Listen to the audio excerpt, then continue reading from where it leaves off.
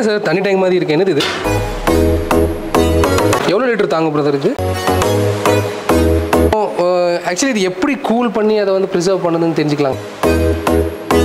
பெரிய பண்ணை வச்சுருக்கவங்க தான் இது பண்ணணுமா, இல்லை நான் கொஞ்சம் சின்னதாக ஒரு பண்ணை வச்சுருக்காங்க அவங்களும் இது பண்ணலாங்களா? நார்மலாக நான் ஃப்ரிட்ஜில் வச்சேன்னா எனக்கு ரொம்ப நாள் யூஸ் ஆகுமே, அதுக்கு இதுக்கு என்ன வித்தியாசம் சார்? விவசாயிகளுக்கு மட்டும்தான் யூஸ் ஆகுமா, இல்லை வேறு யாருக்கும் யூஸ் பண்ணலாமா? இது நார்மலாக நான் வந்து கடையிலே வாங்கிக்கலாம், இதிலே இருக்கிற பால் வாங்குறதுக்கு ஏதாவது எனக்கு பெனிஃபிட் இருக்கா? ஏசி கம்ப்ரஸர் மாதிரி இருக்குது, இது 24 மணி நேரம் ஓடணும், லாஸ் ஆகுமே எப்படி? என்ன ஏதாவது மெயின்டெனன்ஸ் இருக்கா? என்ன ப்ரைஸ் இது வருது?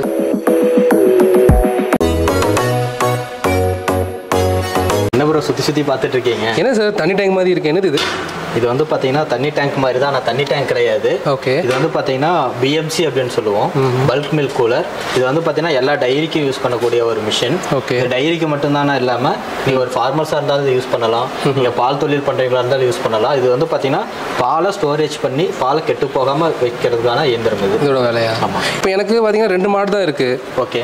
பெருசாக தேவைப்படாது, ஆனால் வந்து அனுப்புறது வந்து 2 நாள் டைம் ஆகுது, அது யூஸ் ஆகும். இப்போ வந்து பார்த்தீங்கன்னா இப்போ நீங்கள் மாடு வச்சிருக்கீங்க அப்படின்னா மாடு வந்து டிரான்ஸ்போர்ட்டேஷன் பால் டிரான்ஸ்போர்ட் பண்ணுறது இப்போ காலையில் பண்ணுவாங்க, ஓகே, இல்லைன்னா ஈவினிங் பண்ணுவாங்க. இப்போ 2 நேரம் நடக்காது, ஒரு சில இடங்களில் பார்த்தீங்கன்னா ஒரு நாளுக்கு ஒரு டைம் தான் நடக்கும். ஆனால் நம்ம வந்து கறவைன்றது காலையில் ஈவினிங் 2 டைமும் பண்ணுவோம். அப்படி பண்ணும்போது இப்போ காலையில் பாலை ஈவினிங் டிரான்ஸ்போர்ட் பண்ணுறோம்னா ஈவினிங் வரைக்கும் நம்மளால இதில் ஸ்டோர் பண்ணி வச்சுக்க முடியும். இப்போ ஈவினிங் பாலை காலையில் டிரான்ஸ்போர்ட் பண்ணுறோம்னா காலையில் வரைக்கும் நம்மளால ஸ்டோர் பண்ணி வச்சுக்க முடியும். இது நீங்கள் 2 டிரான்ஸ்போர்ட் பண்ணுறப்போ 2 டிரான்ஸ்போர்ட்டேஷன் காஸ்ட் வரும், அதை வந்து நம்ம பாதியாக நம்மளால குறைச்சிக்க முடியும். எவ்வளோ லிட்டர் தாங்க பிரதர் இது? இது நம்ம வந்து பேசிக்காக நம்ம பண்ணுறது 100 லிட்டர்லேருந்து பண்ணுறோங்க. ஓகே. மேக்ஸிமம் கஸ்டமைஸ்டாக எவ்வளோ வேணாலும் பண்ணிக்கலாம், லிட்டர் வரைக்கும் நம்ம பண்ணி கொடுத்துருவோம். ஆக்சுவலி இது எப்படி கூல் பண்ணி அதை வந்து ப்ரிசர்வ் பண்ணுதுன்னு தெரிஞ்சுக்கலாங்களா? தெரிஞ்சுக்கலாம். இப்போ நம்ம வந்து பார்த்தீங்கன்னா இதுக்கு பில்லோ பிளேட் அப்படின்ற அட்வான்ஸ்டு மாடல் பிளேட்ஸ் வந்து நம்ம யூஸ் பண்ணுறோம். அந்த பில்லோ பிளேட்டுக்கு வந்து பார்த்தீங்கன்னா கூலிங் மீடியமாக நம்ம வந்து கண்டென்சிங் யூனிட் யூஸ் பண்ணியிருக்கோம். அந்த கண்டென்சிங் யூனிட்ல வந்து கூலிங் ரெஃப்ரிஜரண்ட் வந்து உங்களுக்கு பில்லோ பிளேட்டுக்குள்ள சர்க்குலேஷன் ஆகிட்டு இன்டெரக்டாக தான் உங்களுக்கு வந்து பார்த்தீங்கன்னா கூலிங் நடக்கும். டேரெக்டாக அந்த ரெஃப்ரிஜரண்ட் வந்து மில்க்ல எதுவுமே கனெக்ட் ஆகாது. அது போல வந்து பார்த்தீங்கன்னா ஃபுல்லாகவே நம்ம SS304 ஸ்டெயின்லெஸ் ஸ்டீல் தான் பண்ணியிருக்கோம். எல்லாமே ஃபுட் கிரேட் மெட்டீரியல் தான். அது போக வந்து பார்த்தீங்கன்னா உங்களுக்கு அஜிடேட்டர் மோட்டர் கொடுத்துருக்கோம். இப்போ வந்து பார்த்தீங்கன்னா பில்லோ பிளேட் அப்படின்றது பாட்டம்ல மட்டும்தான் நம்மளுக்கு இருக்கும். இப்போ தான் அந்த கூலிங்கை வந்து ஈவனா டிஸ்ட்ரிபியூட் பண்றதுக்காக நம்ம அந்த அஜிடேட்டர் மோட்டர் யூஸ் பண்றோம். அது மட்டும் இல்லாமல் உங்களுக்கு மேலே வந்து பார்த்தீங்கன்னா அந்த ஃபேட் வந்து ஃபார்ம் ஆகாமலும் நம்ம அந்த அஜிடேட்டர் மோட்டர் வந்து நம்மளுக்கு பாலை வந்து ப்ராப்பராக வச்சிருக்கோம். இல்லையே புரியல, கூலிங் அதிகமாச்சுன்னா ஃபேட் மேலே தானே வரும்? இல்லை, அதுதான் ஈவனா நம்மளுக்கு வந்து பார்த்தீங்கன்னா உள்ள மிக்சிங் நடந்துகிட்டே இருக்கும். ஸ்பீடாகவும் இல்லாமல் ரொம்ப லோவா இல்லாமல் ஆவரேஜ் ஸ்பீடில் நம்மளுக்கு வந்து மிக்சிங் நடந்துகிட்டே இருக்கும். அப்போ வந்து உங்களுக்கு ஃபேட் மேலேயும் வராது, உங்களுக்கு ஃப்ரீஸும் ஆகாது. அதே போல வந்து பார்த்தீங்கன்னா உங்களுக்கு டெம்பரேச்சர் கண்ட்ரோலர் கொடுத்துருக்கோம். நம்ம வந்து பார்த்தீங்கன்னா ஸ்டாண்டர்டாக 4 டிகிரியில் எல்லா டேரியுமே யூஸ் பண்ணுவாங்க.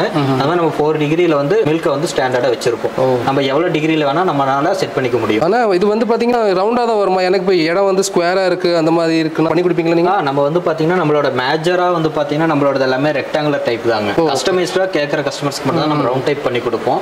இப்போ ரவுண்டுக்கும் ரெக்டாங்குலருக்கும் உங்களுக்கு வந்து பார்த்தீங்கன்னா எந்த ஒரு எஃபிஷியன்ட் டிஃபரன்ஸ் எதுவுமே வராது. ரெண்டுமே ஒரே சேம் தான். உங்களுக்கு வந்து டிசைன் மட்டும் சேஞ்ச் பண்ணி வரும். உங்களுக்கு நீங்கள் ரெக்டாங்குலர் வேணாலும் பண்ணி கொடுத்துக்கலாம், இல்லை ரவுண்ட் வேணாலும் நம்மளால பண்ணி கொடுக்க முடியும். எவ்வளோ லிட்டர் வேணாலும் பண்ணி கொடுப்பீங்க, என்ன ஷேப் வேணாலும் பண்ணி கொடுப்போம். பெரிய பண்ணை வச்சிருக்கவங்க தான் இது பண்ணணுமா, இல்லை நான் கொஞ்சம் சின்னதாக ஒரு பண்ணை வச்சிருக்காங்க அவங்களும் இது பண்ணலாங்களா? ஓகே. இப்போ இது வந்து பார்த்தீங்கன்னா ஒரு பண்ணை வச்சிருக்கிறவங்களுக்கு ஒரு மினிமம் ஒரு 50 லிட்டர் ஒரு நாளைக்கு எடுக்கிறாங்க, பால் பண்ணையிலேருந்து எடுக்கிறாங்க அப்படின்னா அவங்களுக்கு நம்மளுக்கு வந்து தேவைப்படுங்க. இப்போ வந்து பார்த்தீங்கன்னா டிரான்ஸ்போர்ட்டேஷன் நான் ஃபர்ஸ்ட் ஆல்ரெடி சொன்ன மாதிரி இப்போ டிரான்ஸ்போர்ட்டேஷன் சார்ஜ் வந்து நம்ம பாதியை கொண்டு வர முடியும். ஏன்னா நம்ம ஸ்டோர் பண்ணிட்டு ஒரே டைமாக டிரான்ஸ்போர்ட் பண்ணுறதுனால. இன்னொரு விஷயம் என்னன்னு பார்த்தீங்கன்னா இப்போ நீங்கள் பாலை டேரெக்டாக நீங்கள் சேல்ஸ் பண்ணுறீங்க, சேல்ஸ் பண்ணது போக மீதி பால் இருக்கும். இப்போ மீதி பாலை வந்து இப்போ நார்மலாக கெட்டு போயிடும். இப்போ நீங்கள் அந்த பாலை வந்து நாள் ஈவினிங்க்கு கொண்டு போகணும் அப்படின்னா கண்டிப்பாக ஸ்டோரேஜ் வேணும். அப்போ அந்த ஸ்டோரேஜுக்கு கம்பல்சரி நம்மளுக்கு பிஎம்சி வந்து தேவைப்படும். இல்லை நீங்கள் ஃப்ரீசரில் வச்சுக்கலாமே அப்படின்னு கேட்கலாம். ஃப்ரீசரில் வைக்கிறதுக்கும் இதுக்கும் நிறைய டிஃபரன்ஸ் இருக்குங்க. ஃப்ரீசரில் வந்து பார்த்தீங்கன்னா இந்த அளவுக்கு ஹைஜீனிக்காக இருக்காது. இது வந்து பார்த்தீங்கன்னா அஜிடேட்டர் மோட்டர்லாம் கொடுத்து நம்ம ஃபேட்டை வந்து ஈக்குவலைஸாக நம்ம அதாவது ஃபேட் மேலே ஃபார்ம் ஆகாமல் பண்ண முடியும். ஆனால் நீங்கள் ஃப்ரீசரில் வைக்கிறது அந்த மாதிரி கிடையாது. மேலே சும்மா நீங்கள் ஒரு பாத்திரத்தில் ஊற்றி தான் வைக்க முடியும். அது உங்களுக்கு ஈவனாக டிஸ்ட்ரிபியூட் ஆகாது கூலிங்கும். அதே போல் ஃபேட் எல்லாம் ஃபார்ம் ஆகிடும். உங்களுக்கு வந்து மார்னிங் ஈவினிங்க்கு டிஃபரன்ஸ் தெரியும் குவாலிட்டி அந்த மில்க்ல. இதில் இருக்கும்போது நீங்கள் மார்னிங்ல கறந்த பால் எப்படி இருக்கோ அதே போல ஈவினிங்ல நம்மளால வச்சிருக்க முடியும். எனக்கு புரியல சார், நார்மலாக ஃப்ரிட்ஜில் வச்சேன்னா எனக்கு ரொம்ப நாள் யூஸ் ஆகுமே, அதுக்கு இதுக்கு என்ன வித்தியாசம் சார்? இப்போ ஃப்ரீசர்ல வைக்கிறதுக்கும் இப்போ இதுக்கு என்ன டிஃபரன்ஸ்னாங்க, இப்போ நம்ம ரா மில்க் தான் நம்ம ஸ்டோர் பண்ண போறோம். இப்போ 2 டைப் ஆஃப் மில்க் இருக்கு. ஒன்று ரா மில்க் நம்ம வைக்க போறோமா, இல்லை ப்ராசஸ் பண்ண பேச்சுரைஸ்டு மில்க் வைக்க போறோமான்றது. இப்போ டைரியிலாம் வந்து பாத்தீங்கன்னா 2 டைப் ஆஃப் மில்க்கையும் ஸ்டோர் பண்ணுவாங்க. ரா மில்க் ஸ்டோரேஜுக்கு தனியாக ஒரு பிஎம்சி இருக்கும். ஃபினிஷிங் ப்ராடக்ட் அதாவது பேச்சரைஸ்டு மில்க் தனியாக ஸ்டோர் பண்றதுக்கு பிஃபோர் பேக்கிங்க்கு ஒரு பிஎம்சி வச்சிருப்பாங்க. இப்போ அப்படி இருக்கும்போது இப்போ நீங்க ஃப்ரீசர்ல வைக்கிறீங்க அப்படின்னா ஒரு குறிப்பிட்ட அளவு மட்டும் தான் ஃப்ரீசர்ல வைக்க முடியும். இப்போ நம்ம டைரிக்கெல்லாம் போகும்போது ஒரு 5000 லிட்டர் 10,000 லிட்டர் 1000 லிட்டர்லாம் பண்ணி கொடுக்குறோம், அவ்வளோ லிட்டர் நம்மளால ஸ்டோர் பண்ண முடியாது. அப்படியே நீங்க அதுல ஒரு 100 லிட்டர் 200 லிட்டர் ஃப்ரீசர்ல ஸ்டோர் பண்றீங்கனாலும் உங்களுக்கு வந்து நான் ஆல்ரெடி சொன்ன மாதிரி இப்போ பிஎம்சியில் பண்றதுக்கு அதுக்கும் உங்களுக்கு வந்து குவாலிட்டி டிஃபரன்ஸ் நிறைய இருக்கும். அதாவது அந்த மில்கோட அந்த ஃபேட் ஃபார்ம் ஆகுறதுல இருந்து உங்களுக்கு வந்து அந்த ஃப்ரெஷ் மில்க்குக்கும் அந்த மில்க்குக்கும் இருக்கிற அந்த டிஃபரன்ஸ் வந்து நம்மளுக்கு நல்லாவே தெரியும். நீங்க பிஎம்சி யூஸ் பண்றப்போ உங்களுக்கு நல்லா கண்டுபிடிக்க முடியும். யூஸ் டைம் கம்மியா இருந்தாலும் உங்களுக்கு அந்த குவாலிட்டி எஃபிஷியன்சி வந்து நல்லா இருக்கும். அதே போல நம்ம பிஎம்சியில் வந்து பாத்தீங்கன்னா ஒரு 48 ஹவர்ஸ் வரைக்கும் கறந்த பாலை நம்மளால ஸ்டோர் பண்ணிக்க முடியும். ஓகே, விவசாயிகளுக்கு மட்டும் தான் யூஸ் ஆகுமா இல்ல வேற யாருக்கும் யூஸ் பண்ணலாமா?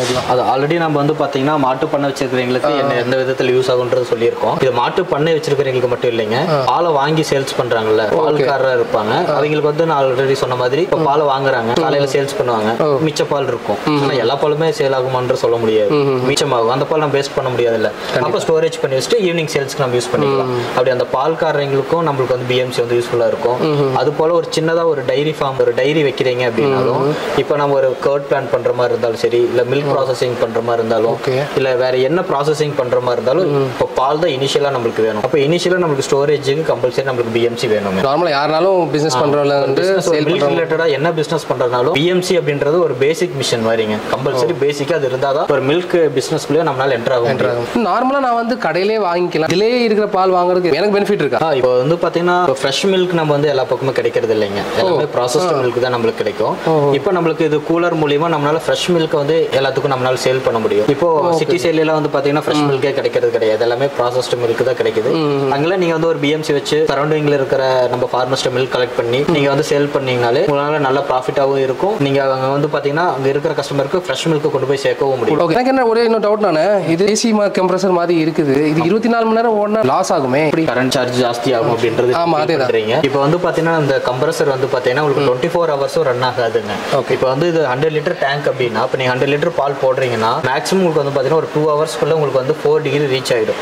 4 டிகிரி ரீச் ஆயிடுச்சுன்னா கம்ப்ரஸர் வந்து ஆட்டோமேட்டிக்காவே கட் ஆஃப் ஆயிடும். அதுக்கப்புறம் வந்து பாத்தீங்கன்னா நம்ம டெம்பரேச்சர் சென்சார் கொடுத்துருக்கோம், டெம்பரேச்சர் பேஸ் பண்ணி உங்களுக்கு டெம்பரேச்சர் எப்பெல்லாம் இன்க்ரீஸ் ஆகுதோ அப்போ மட்டும்தான் ஒரு 5 மினிட்ஸ் தான் கம்ப்ரஸர் ஓடும்.